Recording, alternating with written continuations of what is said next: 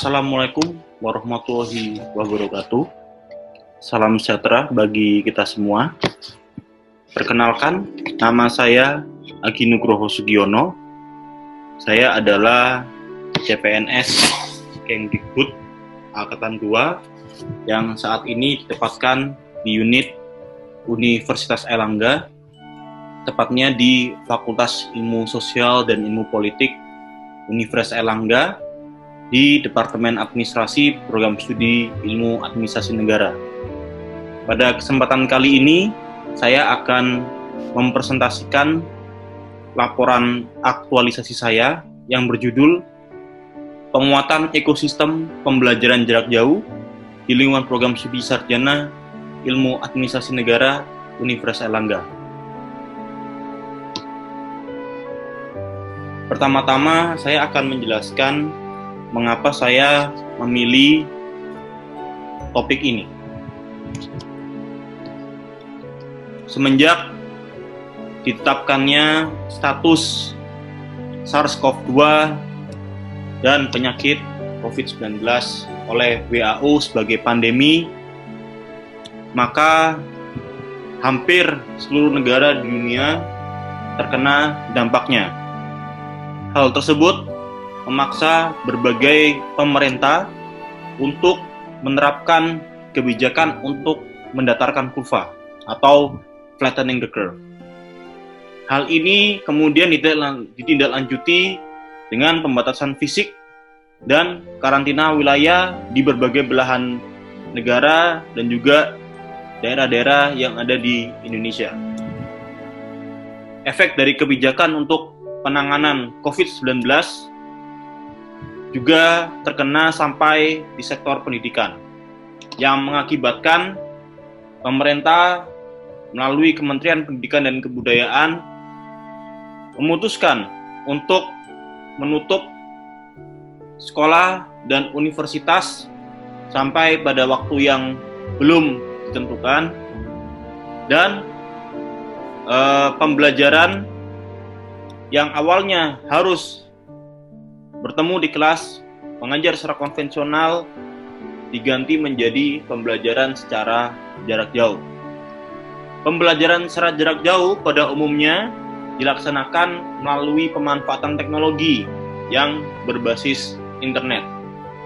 Di sini ada sebuah willingness dari stakeholder pendidikan, terlepas dari kondisi apapun, pembelajaran harus tetap berjalan.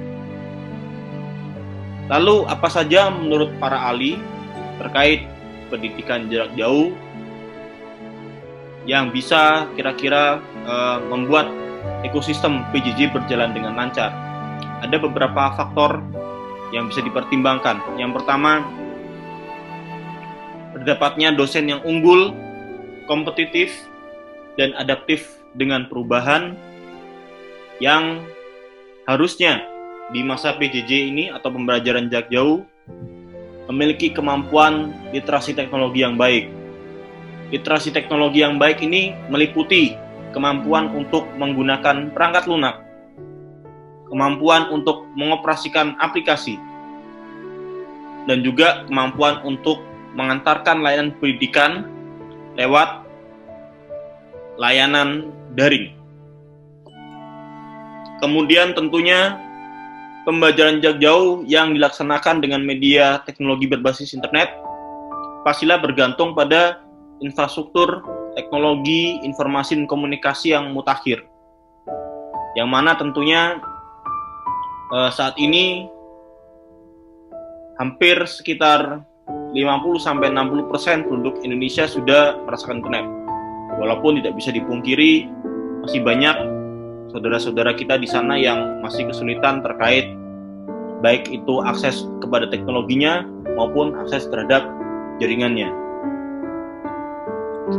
Kemudian selain SDM yang mumpuni, infrastruktur teknologi yang memadai, tentunya untuk membuat ekosistem PJJ dibutuhkan dukungan kebijakan dan juga kelembagaan, yang mana kebijakan-kebijakan ini perlu diambil agar semua stakeholder di sektor pendidikan melakukan instruksi apa yang dibuat oleh pembuat kebijakan, sementara dibentuk kelembagaan khusus di masing-masing unit, entah itu sekolah, entah itu universitas, untuk membuat sebuah task force atau sebuah tim cepat tanggap terkait pelaksanaan pembelajaran jarak jauh secara daring.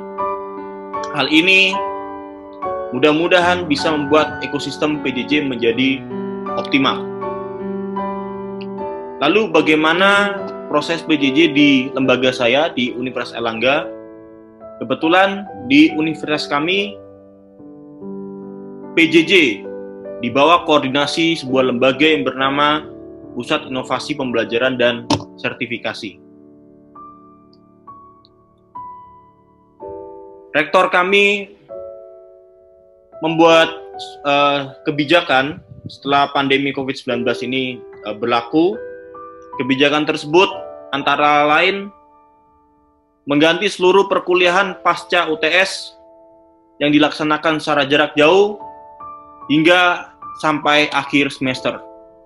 Artinya pertemuan yang saat ini tengah berlangsung, semester yang tengah berlangsung ya, setelah ujian tengah semester sebanyak kurang lebih 7 minggu akan dilaksanakan secara daring dan jarak jauh. Itu juga meliputi ujian akhir semester yang akan dilaksanakan pada tengah tahun. Jadi seluruh proses dilakukan secara daring dan jarak jauh. Begitu juga dengan sidang tugas akhir yang mana setiap peserta harus menyiapkan dirinya untuk siap mempresentasikan tugas akhirnya melalui platform-platform yang sebagai berikut.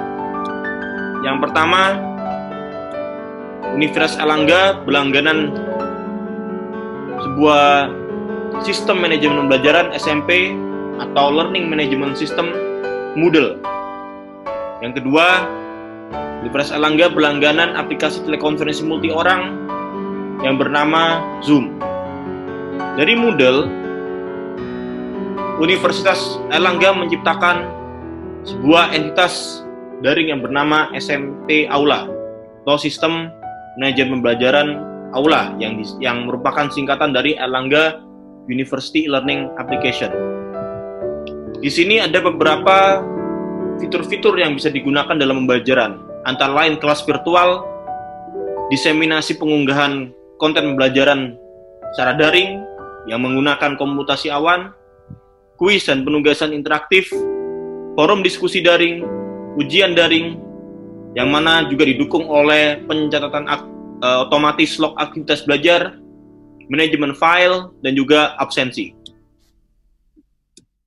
Hal ini tentunya menjadi tanggung jawab saya khususnya di program studi ilmu administrasi negara untuk bisa memanfaatkan PJJ ini. Lalu apa saja identifikasi isu yang saya temukan dalam pelaksanaannya? Ternyata model PJJ sejauh ini sebelum COVID-19 terjadi belumlah optimal. Hal ini disebabkan oleh beberapa faktor. Faktor yang pertama adalah literasi teknologi dosen dan tenaga kependidikan yang belum memadai. Di antaranya ada literasi penggunaan software, kemudian pengoperasian berbagai fitur-fitur dalam aplikasi, dan juga pekerjaan-pekerjaan yang bisa dilakukan secara komputasi awan. Yang kedua, kurangnya sosialisasi kepada mahasiswa. Berdasarkan hasil observasi saya, setelah mahasiswa mengikuti masa orientasi, sejauh ini belum terdapat sosialisasi terkait perangkat lunak apa saja yang disediakan oleh Airlangga atau UNER yang itu bisa digunakan oleh mahasiswa.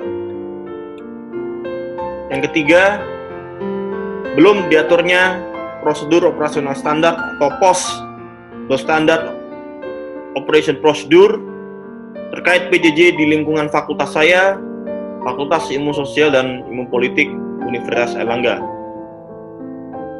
Kemudian yang terakhir, karena berbasis teknologi, berbasis jaringan, dan tentunya jaringan itu memakan biaya setiap pertemuannya, maka bagi sebagian orang entah itu mahasiswa, entah itu pegawai, ada yang mengalami kesulitan finansial untuk mereka membeli kuota internet, terutama mereka yang mungkin tidak memiliki wifi di rumah. Bagi sebagian orang juga terdapat kesulitan jaringan, terutama mereka-mereka yang tinggal di daerah jauh dari perkotaan. Saya melihat isu ini yang pertama aktual karena saat ini PJJ adalah salah satu strategi yang harus dilakukan oleh stakeholder pendidikan untuk tetap bisa melaksanakan kegiatan belajar mengajar. Hal layak karena memang hal ini berhubungan dengan banyak sekali orang, murid-murid, guru, dosen, mahasiswa, dan tentunya lembaga pelatihan seperti Balai Besar Pelatihan Kesehatan Makassar yang juga merupakan institusi pendidikan. Problematik karena terdapat kurangnya persiapan, belum terselenggaranya standar operasional prosedur, dan juga layak untuk dibahas. Isu-isu yang saya temukan 4 ini merupakan hasil observasi pengalaman mengajar saya selama kurang lebih 3 tahun di Universitas Airlangga, dan tentunya konsultasi yang saya lakukan dengan kolega saya di Universitas Airlangga. Ini adalah sebuah data terkait mengapa isu ini harus segera mendapatkan respons dari para dosen dan juga stakeholder terkait, karena di FISIP UNER baru sedikit sekali mata kuliah yang telah menggunakan aplikasi Aula. Sementara itu, dosen yang menggunakan aplikasi ini baru sekitar 35%, dan mahasiswa hanya separuh dari mahasiswa, kurang dari separuh, itu belum memiliki pengalaman untuk menggunakan akses terhadap sistem manajemen pembelajaran Aula. Ada beberapa hasil analisis dampak yang saya buat di sini. Yang pertama, PJJ bukan hanya sekadar mengerjakan aktivitas pendidikan seperti biasa, tetapi PJJ adalah sebuah kondisi darurat yang saat ini harus dilakukan oleh semua institusi pendidikan, baik itu universitas, sekolah, dan juga yang lainnya. Kemudian dari PJJ yang sangat mengedepankan penggunaan teknologi, hal tersebut akan meningkatkan kualitas lulusan kami, karena dalam penggunaan teknologi tentunya akan meningkatkan kemampuan seperti analisis data, manajemen file, kemampuan pengorganisasian digital sebagai kompetensi, ya, yang itu akan membuat mereka lebih kompetitif di masa depan. Kemudian analisis dampak juga, kenapa saya menganggap PJJ ini, karena sesuai dengan misi dan visi dan misi dari institusi saya yang ingin menjadi pusat unggulan pengembangan ilmu administrasi negara tingkat nasional dan internasional. Sementara misinya adalah menghasilkan sarjana ilmu administrasi negara yang profesional, inovatif, kritis, dan berintegritas. Ini adalah isu inti yang saya paparkan secara singkat dari paparan yang telah saya sampaikan tadi. Yang pertama adalah belum terselenggaranya ekosistem pembelajaran jarak jauh, dan gagasannya adalah penguatan ekosistem pembelajaran jarak jauh. Sebelumnya perlu saya sampaikan bahwa laporan aktualisasi saya ini sedikit berbeda dari rancangannya, karena pada rancangannya saya membahas soal penguatan pembelajaran hibrida, yang mana berarti ada kombinasi antara belajar di kelas, ada kombinasi belajar praktik di lapangan untuk menangani masalah-masalah sesuai realitas di masyarakat. Tetapi pada saat ini tidak dimungkinkan untuk melakukan aktualisasi dengan model pembelajaran hibrida, karena setelah pandemi COVID-19 dan juga diberlakukannya kebijakan penutupan universitas, maka satu-satunya model pembelajaran yang bisa dilakukan adalah PJJ atau pembelajaran jarak jauh. Di sini saya memiliki rancangan pemecahan isu sebanyak 5 buah yang telah mengalami pergantian. Kalau awalnya hanya lebih pada penekanan teknis penggunaan SMP Aula, tetapi saat ini saya juga menambahkan aplikasi yang digunakan oleh Universitas Airlangga yang baru saja berlangganan, yaitu telekonferensi multi orang Zoom. Kemudian untuk sosialisasi kurang lebih sama di poin kedua. Yang ketiga, tidak dimungkinkan untuk memutakhirkan naskah kurikulum. Karena memutakhirkan naskah kurikulum itu membutuhkan sebuah pekerjaan yang melalui sistem komputasi awan apabila ingin dilaksanakan secara jarak jauh. Sayangnya hal tersebut belum kami miliki di departemen kami, karena sebagian orang belum mengerti terkait bagaimana menggunakan komputasi awan seperti OneDrive, Google Drive, ataupun sebangsanya. Maka dari itu saya menggantinya dengan rancangan menyusun prosedur operasional standar pembelajaran jarak jauh di lingkungan Fakultas Ilmu Sosial dan Ilmu Politik. Kemudian yang keempat, kurang lebih sama, tetapi saya di sini mengimplementasikan PJJ dengan menerapkan 3 model pemberian kuliah, yaitu yang pertama telekonferensi langsung, streaming video, dan forum diskusi tertulis. Apa bedanya dari ketiga model ini nanti akan saya jelaskan. Dan yang terakhir adalah evaluasi PJJ baik untuk dosen maupun mahasiswa. Saya lanjut di tahap yang pertama. Tahapannya apa saja? Untuk melakukan bimbingan teknis penggunaan SMP Aula dan aplikasi Zoom, maka ada beberapa langkah yang saya ambil. Yang pertama, langkah pertama adalah koordinasi dengan ketua program studi selaku pembuat kebijakan. Yang kedua adalah koordinasi perizinan pembuatan kelas virtual. Jadi perlu saya sampaikan, di Fakultas Ilmu Sosial dan Ilmu Politik kami telah bekerjasama dengan Zoom. Dan saat ini kami memiliki 20 akun Zoom yang bisa dilaksanakan secara unlimited. Kemudian penyusunan materi, dan yang terakhir adalah pelaksanaan BIMTEK. Dari sekian kegiatan tadi, ada beberapa nilai aneka sebagai nilai PNS yang dapat diterapkan pada tahap bagian 1. Antara lain sopan yang merupakan bagian dari etika publik, nasionalisme dengan menggunakan bahasa nasional kita, bahasa Indonesia, komitmen mutu karena mudah diakses, inovatif, bertanggung jawab, seimbang dan jelas yang merupakan bagian dari akuntabilitas, dan terbuka, transparan yang mana merupakan bagian dari anti korupsi. Ini adalah dokumentasi saya yang berkoordinasi dengan ketua program studi. Adapun beberapa hal yang menjadi catatan kami. Yang pertama adalah ketua program studi setuju untuk rencana saya dalam melakukan aktualisasi ini. Yang kedua adalah memastikan tanggal bimbingan teknis untuk para dosen. Yang ketiga, memastikan ujian tengah semester dilakukan secara PJJ. Yang keempat, adanya penguatan mata kuliah menggunakan PJJ. Dan yang kelima, merekomendasikan saya sebagai Kapten e-learning Fakultas Ilmu Sosial dan Ilmu Politik. Jadi nanti akan saya paparkan apa itu Kapten e-learning.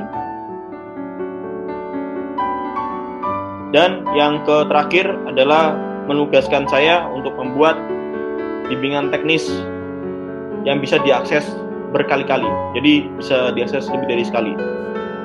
Atau dalam hal ini nanti akan saya terangkan bagaimana saya memutuskan untuk membuat video tutorial yang bisa dilihat dan dipelajari oleh para seluruh pemangku kepentingan pendidikan di Indonesia. Ini adalah tangkapan layar hasil saya untuk meminta pengaturan kelas virtual yang durasinya unlimited. Kemudian ini adalah penyusunan materi. Jadi kebetulan karena saya diangkat sebagai Kapten e-learning. Kapten e-learning itu adalah koordinator dari pegawai Universitas Airlangga yang mempunyai kemampuan literasi lebih, yang nanti akan ditugaskan untuk membimbing seluruh sivitas akademika agar bisa melaksanakan PJJ dengan baik dan lancar. Sebelumnya, kami berkumpul, Kapten e-learning dari seluruh fakultas yang ada di Universitas Airlangga berkumpul rapat daring, kemudian dilanjutkan dengan rapat koordinasi Kapten e-learning dan juga stakeholder di masing-masing departemen yang ada di FISIP UNER. Dari situ kami memutakhirkan manual yang diedarkan oleh Universitas Airlangga menjadi sesuai dengan apa yang dibutuhkan oleh Fakultas Ilmu Sosial dan Ilmu Politik. Buku panduan kuliah e-learning saya juga bisa diakses. Kami bersama-sama membuat buku panduan ini yang bisa diakses oleh seluruh sivitas akademika.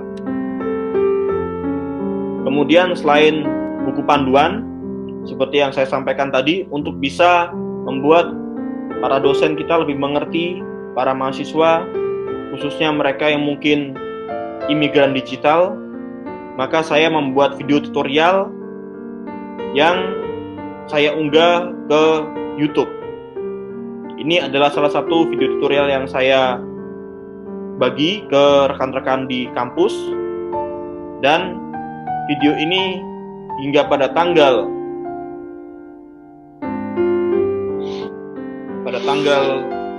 hari ini, video ini telah ditonton sebanyak lebih dari 700 kali. Artinya hal tersebut tentu merupakan sebuah pencapaian juga bahwa materi yang saya buat ternyata berguna juga.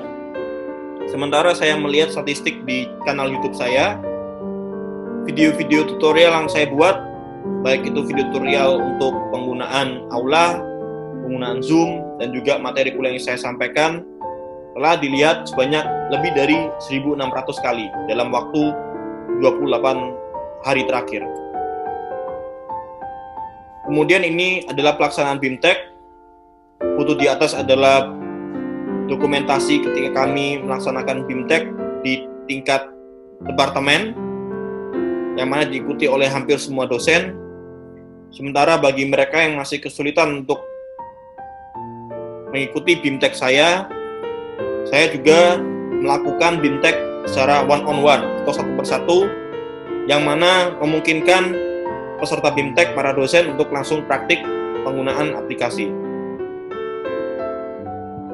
Kemudian tahap pilihan saya yang kedua adalah menyosialisasikan prosedur SOP ya, standar operasional prosedur ya, kepada para mahasiswa. Di sini saya kembali berkoordinasi dengan ketua program studi, menyusun materi dan melakukan sosialisasi.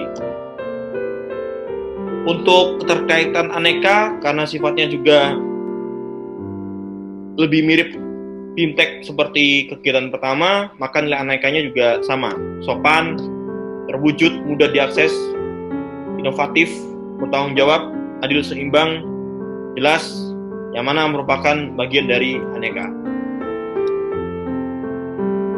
Ini adalah foto saya pelaksanaan sosialisasi.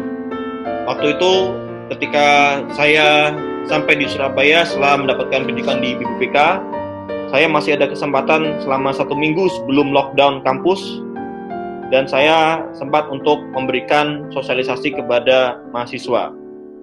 Sementara bagi mereka yang pada waktu itu tidak hadir atau berhalangan, maka saya juga membuat sebuah video tutorial bagi mereka untuk bisa mengikuti perkuliahan secara daring. Tahapan kegiatan ketiga saya adalah merancang prosedur operasional standar PJJ di lingkungan Fakultas Ilmu Sosial dan Ilmu Politik. Lagi-lagi saya juga berkoordinasi dengan ketua program studi seperti yang saya sampaikan pada tahap sebelumnya. Kemudian, supaya menyesuaikan dengan budaya dan juga pengajaran yang dilakukan di FISIP UNER, saya berkoordinasi dengan tim e-learning tingkat universitas dan juga di fakultas. Kemudian, barulah kami menyusun POS PJJ atau prosedur operasional standar. Terkaitan aneka di sini adalah karena berhubungan dengan orang banyak, maka sopan menjadi bagian dari etika publik. Saya bertanggung jawab bagian dari akuntabilitas.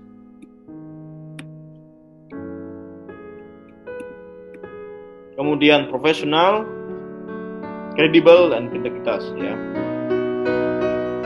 Ini adalah foto bagaimana kami menentukan struktur Kapten e-learning. Jadi Kapten e-learning itu fungsinya adalah dia berada di bawah pusat inovasi pembelajaran dan sertifikasi UNAIR. Maka kami bisa langsung mengakses lembaga yang memang menanggulangi operasional aula di tingkat universitas. Kemudian foto di sebelah kiri adalah koordinasi bersama tim universitas.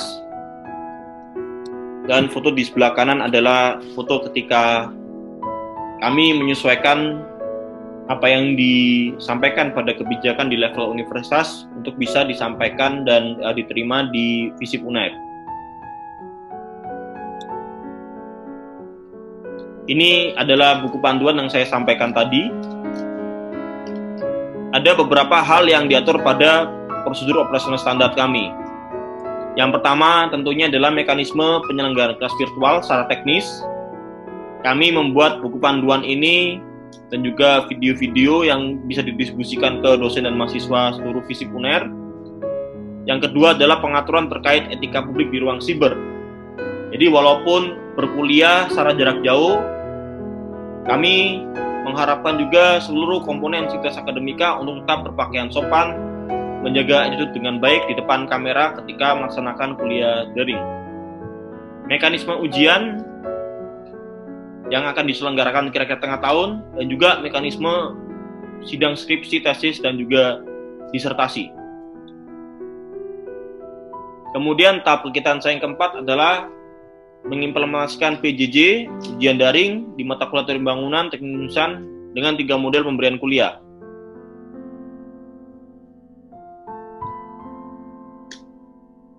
Kegiatan ini dibagi menjadi 3 juga, penyusunan model perkuliahan dan ujian jarak jauh, dan penyelenggaraannya. Terkait nilai aneka di sini adalah sopan, etika publik, kejelasan konsisten untuk akuntabilitas, jujur, disiplin, tanggung jawab, dan adil untuk anti korupsi. Model-model ini saya bagi menjadi beberapa macam. Yang pertama saya akan membahas terkait model ujiannya dulu, karena telah dilaksanakan. Jadi model ujian yang pertama saya namakan adalah ujian daring waktu nyata atau real-time online examination. Yang pertama, mahasiswa mengakses UTAS atau thread UTS yang ada di aula sesuai dengan waktu yang ujian yang telah ditentukan. Jadi sama seperti kelas konvensional, ketika misalkan waktu ujian adalah pukul 7 sampai pukul 9, maka UTAS tersebut juga baru bisa dibuka pada tanggal ujian dan juga jam yang telah ditentukan. Kemudian mahasiswa memilih kolom jawaban pada UTAS yang disediakan. Karena ujian tersebut itu daring, maka ketika misalkan mahasiswa terlambat mengisi ujian tersebut, maka secara otomatis jawabannya akan langsung tersubmit. Jadi waktunya akan sangat strict di sini. Kemudian mahasiswa mengisi umpan balik terkait ujian daring sebagai bagian dari aktualisasi saya untuk menerima aspirasi mahasiswa. Kemudian saya juga meminta mereka selain mengisi kolom, mengumpulkan ujiannya pada UTAS di aula dengan versi Microsoft Word. Hal ini akan saya gunakan untuk pengecekan plagiarisme dengan penggunaan software Turnitin tentunya. Kemudian dari situ ketika lolos uji plagiarisme maka baru dosen bisa mengoreksi ujian tersebut, yang kemudian hasilnya akan dikembalikan ke mahasiswa. Ini adalah contoh ujian online examination online. Ini adalah soal dan ini adalah jawabannya. Ini nama mahasiswanya. Kemudian UTS dikerjakan di rumah, sedikit berbeda dengan ujian dari waktu nyata. UTS dikerjakan di rumah ini adalah take home essay, mirip seperti yang di kampus ketika akan dikumpulkan di meja dosen. Kalau ini dikumpulkan via aula. Jadi mahasiswa akan diberi waktu selama periode tertentu, misalkan 1 minggu, untuk membuat sebuah makalah. Kemudian mereka mengunggahnya di UTAS aula, dan kemudian mahasiswa tersebut akan mengisi umpan balik yang nanti akan diterima oleh para dosen. Dosen kemudian mengumpulkan hasil ujian, memasukkan ke Turnitin untuk mengecekkan plagiarisme sama seperti tadi, dan kemudian memberikan nilai dan umpan balik pada hasil ujian pada mahasiswa tadi. Ini adalah contohnya. Jadi ini hasil ujian yang dikumpulkan, membuat artikel misalkan. Kemudian ini adalah sistem bagaimana saya menilai isi tersebut di tampilannya di aula. Tadi seputar ujian, kali ini saya akan menjelaskan model kuliah daring yang saya sampaikan ke mahasiswa. Yang pertama adalah kuliah telekonferensi langsung. Jadi, Kapten e-learning akan merilis daftar kelas virtual sebanyak 20 ruang dengan ID meeting dan juga kata sandinya yang digunakan selama 1 semester. Para mahasiswa dan dosen diharapkan untuk mengetahui ID meeting dan sandi ini dan siap di depan laptop atau telepon genggam mereka 15 menit sebelum perkuliahan dimulai. Dosen dan mahasiswa masuk ke kelas virtual tersebut. Kami di sini menggunakan platform Zoom, namun dari universitas tidak mewajibkan. Artinya apabila ada dosen yang mungkin menggunakan platform lain, misalkan seperti Google Hangouts atau Skype, itu juga dipersilakan. Karena universitas juga menginginkan software tentunya setiap orang yang familiar saja. Jadi setiap orang memiliki familiaritas pada software yang berbeda-beda. Kemudian barulah kelas berlangsung. Dari situ juga mahasiswa juga diperkenankan untuk diskusi selama perkuliahan layaknya kita berkuliah secara konvensional. Kemudian setelah kuliah berakhir, dosen akan mengonversi hasil telekonferensi menjadi rekaman video dan audio yang kemudian akan diunggah di aula, dan untuk video akan diunggah ke YouTube yang kemudian akan diintegrasikan ke aula. Di sini memungkinkan mahasiswa yang mungkin memiliki keterbatasan jaringan atau pulsa itu bisa mengikuti pelajaran kembali agar mereka tidak tertinggal. Itu untuk model perkuliahan yang pertama. Ini adalah contohnya, saya menggunakan aplikasi Zoom pada materi saya. Ini adalah beberapa mahasiswa yang mengikuti perkuliahan saya. Kemudian adalah kuliah streaming tidak langsung. Kuliah streaming tidak langsung ini sebelumnya sedikit berbeda dengan streaming dengan menggunakan platform telekonferensi multi orang. Maka di sini perbedaannya dosen melakukan perekaman kuliah secara mandiri terlebih dahulu. Setelah itu mengonversikan hasilnya menjadi video dan audio, baru mengunggah ke YouTube dan aula. Ketika dimasukkan di aula, maka mahasiswa akan mendapatkan notifikasi bahan perkuliahan yang sudah tersedia. Dari situ mereka bisa menyimak materinya, mereka bisa mengunduh ataupun melihat secara streaming. Dari situ mahasiswa akan dinilai absen apabila mereka telah berpartisipasi pada diskusi daring yang telah disediakan di platform aula. Ini adalah contoh kuliah yang saya masukkan di dalam YouTube. Sudah dilihat hampir 200 orang. Kemudian model perkuliahan terakhir adalah forum diskusi tertulis. Di sini tidak menggunakan format audio, tapi lebih ke format file yang beragam. Jadi di sini dosen menyiapkan bahan jurnalnya dulu, baik itu buku, jurnal, video, yang nanti akan dicantumkan linknya saja atau tautannya saja, kemudian diunggah di aula. Mahasiswa nanti akan dapat notifikasi dan mempelajari bahan-bahan tersebut, dan mereka nanti akan berkontribusi pada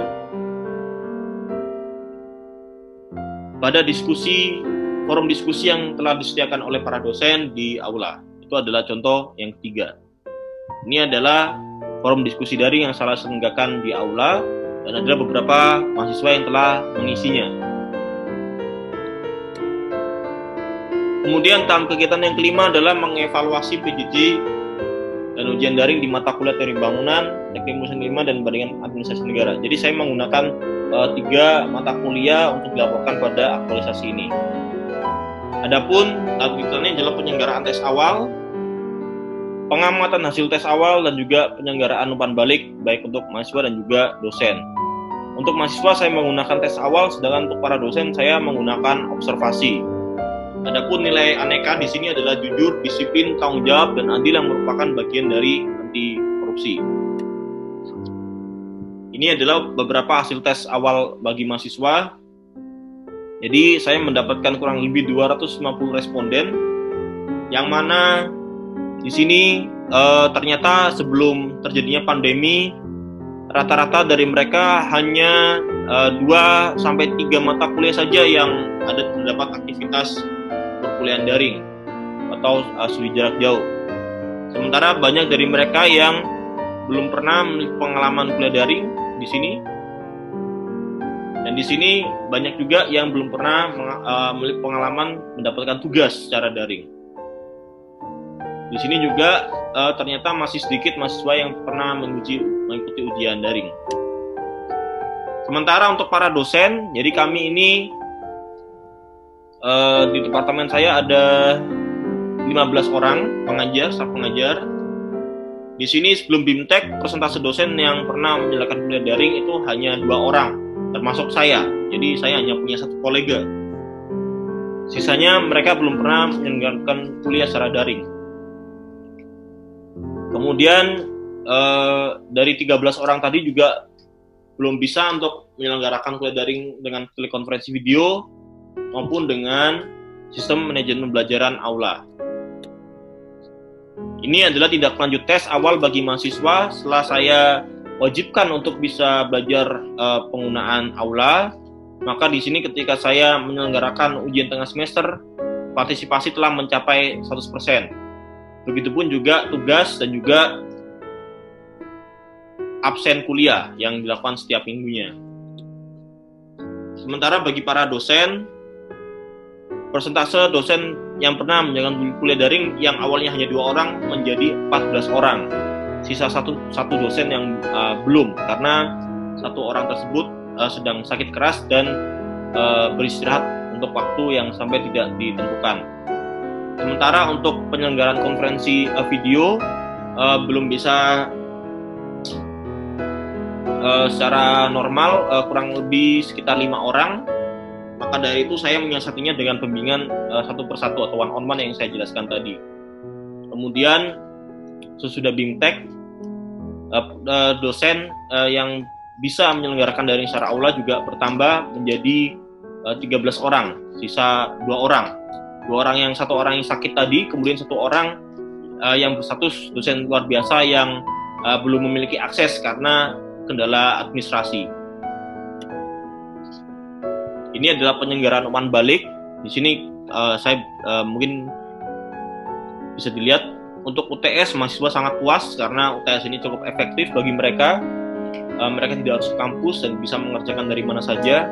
Sedangkan di kuliah pertemuan yang saya berikan, mereka mengaku cukup interaktif dan puas dengan hasilnya.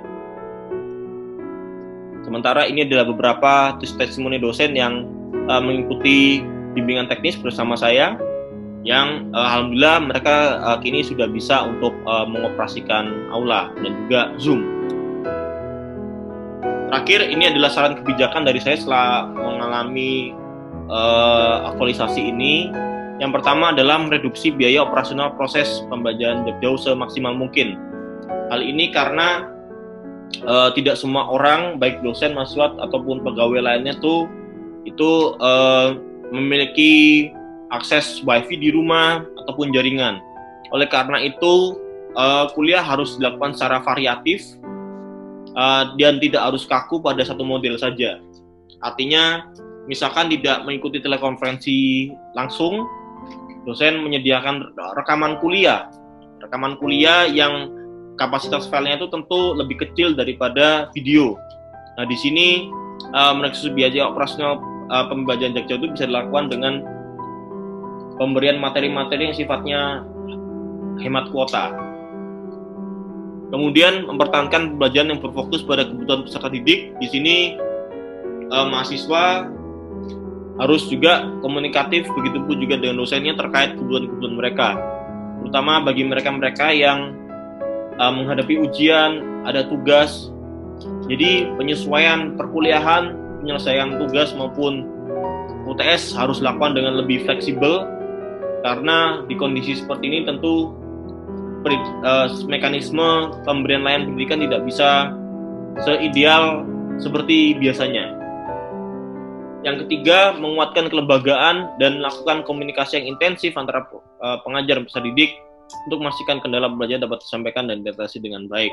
Hal ini yang saya maksudkan adalah penentuan dari lembaga-lembaga khusus atau orang-orang yang ditugaskan secara khusus untuk kemudian disiapkan dan ready ketika ada kendala PJJ selama perkuliahan daring ini berlangsung. Dengan menempatkan beberapa task force, orang-orang yang memang ditugaskan untuk mengakomodir kebutuhan kuliah daring, maka di situ chance kemungkinan untuk kuliah daring ini berjalan dengan optimal tentu akan bisa lebih meningkat.